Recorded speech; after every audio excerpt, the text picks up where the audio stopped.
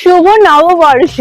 নববর্ষ উপলক্ষে আমার তরফ থেকে তোমাদের সকলকে অনেক অনেক শুভেচ্ছা। আজ হলো আমাদের বাঙালিদের বছরের প্রথম দিন, তো সেই উপলক্ষে আজকে আমি যেতে চলেছি বাবা সারেশ্বরের মন্দিরে। আর হ্যাঁ, সেখানে অবশ্যই এখনো গাজন চলছে, মানে আজকে হলো গাজনের শেষ দিন। তো চলো ওখানে যাওয়া যাক।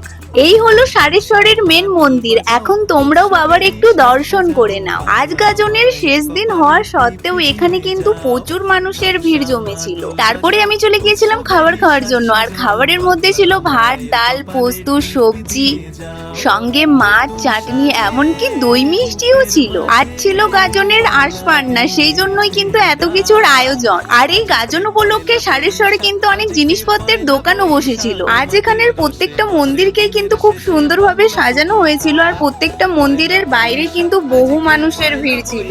আর হ্যাঁ, তোমাদের সাথে দেখা হয়েও খুব ভালো লাগলো। আর জানো তো, লাইফে আমি ফার্স্ট টাইম এরকম হাতি গাড়িতে করে বাড়ি এসেছি। তো তোমাদের নববর্ষ কেমন কাটলো সেটা একটু কমেন্টে জানাও, আর ভিডিওটাতে একটা লাইক দিয়ে দাও। পরের ভিডিওর জন্য সাবস্ক্রাইব।